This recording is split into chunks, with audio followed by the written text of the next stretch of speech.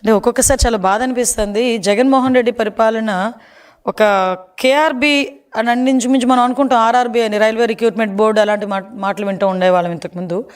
ఇతన్ని చూస్తే కేఆర్బి అని ఒక వర్డ్ గుర్తొస్తుంది. కల్తీ రిక్రూట్మెంట్ బోర్డు అని. దాన్ని స్థాపించినోడే జగన్మోహన్ రెడ్డి, దానికి అధ్యక్షుడే జగన్మోహన్ రెడ్డి అన్నట్టుగా ఈరోజు కొన్ని వ్యవహారాలు అతగాడి హయాంలో జరిగిన సిచ్యువేషన్స్ చూస్తూ ఉంటే ఒక పక్క భయం అనిపిస్తుంది, ఒక పక్క బాధ అనిపిస్తుంది, ఒక పక్క సిగ్గు అనిపిస్తుంది. ఇలాంటి వాడిన 5 సంవత్సరాలు ఆంధ్రప్రదేశ్ రాష్ట్రం భరించింది అని మనం అబ్జర్వ్ చేసుకుంటే, కోవిడ్ లాంటి పరిస్థితుల్లో వెంటిలేటర్ల మీద జనాలు చచ్చిపోతూ ఉంటే ఆ రోజు కల్తీ మందులు సరఫరా చేసి కల్తీకి నాంది పలికాడు, కల్తీ లిక్కర్ చేసి కల్తీ లిక్కర్కి నాంది పలికాడు. అదేవిధంగా మనం చూసుకుంటే ఇసుకను కూడా కల్తీ చేసి, మామూలు ఇసుకలోని కూడా సముద్రపు ఇసుకని కలిపి ఇసుకను కూడా కల్తీ చేశాడు. ఆఖరికి విద్యా వ్యవస్థని కల్తీ చేసి పరీక్షల్లో కూడా కల్తీ చేసే పరిస్థితి కనిపిస్తూ ఉంది.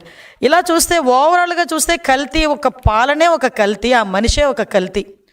ఇవన్నీ పక్కన పెడితే ఆఖరికి ప్రసాదాల తయారీలో ఉపయోగించే నెయ్యిని కూడా కల్తీ చేసి, అది నెయ్యి కాదు, రసాయనాలతో తయారు చేసిన ప్రసాదం, అలా తయారు చేసి దాన్ని కూడా మహాప్రసాదంలాగా ప్రజలందరూ ఆరోగ్యాలతోని సెంటిమెంట్తోని ఆడుకొని ఈరోజు తిరిగి కళ్ళబొల్లి మాటలు మాట్లాడుతూ ఆ జరిగిన మహాపాపాన్ని తిరిగి ఈరోజు ఎన్డీఏ కూటమి వాళ్ళైన గౌరవ ముఖ్యమంత్రి చంద్రబాబు నాయుడు గారి మీద, ఉప ముఖ్యమంత్రి పవన్ కళ్యాణ్ గారి మీద, అదేవిధంగా నారా లోకేష్ బాబు గారి మీద నెట్టడానికి వాళ్ళు చేస్తున్న ప్రయత్నం చూస్తూ ఉంటే వాళ్ళకి సిగ్గనిపించట్లేదేమో తెలియట్లేదు. కానీ అలాంటి వాళ్ళని 5 సంవత్సరాలు భరించినందుకు ఆంధ్రప్రదేశ్ రాష్ట్ర ప్రజలుగా మేమందరం కూడా సిగ్గుపడే పరిస్థితి కనిపిస్తూ ఉంది.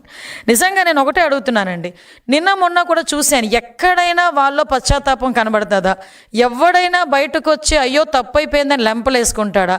కనీసం బయటకు వచ్చి ప్రజల ముందుకైనా బయటకు వచ్చి అయ్యో తప్పైపోయిందని మాట్లాడతాడా అనుకుంటే, వాళ్ళ పరిస్థితులు చూస్తా అంటే కల్తీ ఎక్కడ జరిగింది అంటాడు ఒకడు వచ్చి, కల్తీ జరగలేదని సిబిఐ రిపోర్ట్ ఇచ్చింది అంటాడు ఒకడు వచ్చి, బయటకు వచ్చి ఒకడు జంతు కొవ్వు కలవలేదు కదా అని అంటాడు ఒకడు వచ్చి బయటికి.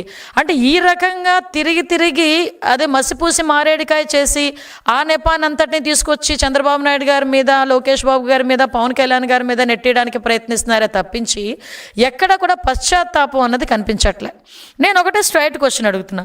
ఈరోజు 1 కాదు 2 కాదు, మొత్తం 4 నివేదికలు ఈరోజు చాలా క్లియర్గా, అరే నాయనా నువ్వు చేసిన పరీక్షల్లో నెయ్యిలో కల్తీ జరిగింది, కొన్ని రిపోర్ట్స్ అయితే అది నెయ్యే కాదు రసాయనాల ముద్ద అని చాలా క్లియర్గా తేటతెల్లం చేసినాయి. ఈరోజు ఫర్ ఎగ్జాంపుల్ 2022లో వైసీపీ గవర్నమెంట్లోనే మీ చైర్మన్, మీ బాబాయ్ వైవి సుబ్బారెడ్డి ఉన్న టైంలోనే ఒక రిపోర్ట్ వచ్చింది, దానికి సంబంధించి పరీక్ష ఆధారంగా ల్యాబ్ రిపోర్ట్ వచ్చింది.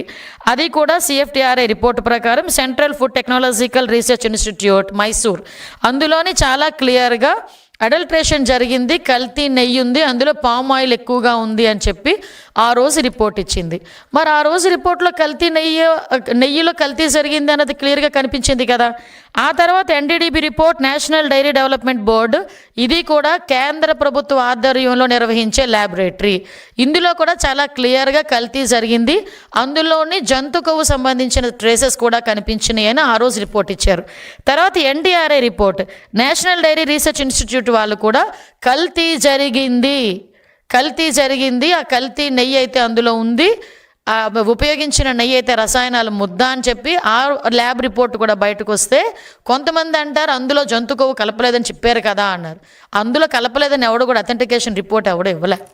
చాలా క్లియర్గా వాళ్ళు ఏమన్నారు, ఒక 10% లోపు కానీ కొంత జంతు కొవ్వు ట్రేసెస్ కనిపించాలంటే ఆ టెక్నాలజీ మా దగ్గర లేదు అన్నారు, కానీ అందులో లేదు అని ఎక్కడ కూడా మెన్షన్ చేయలే.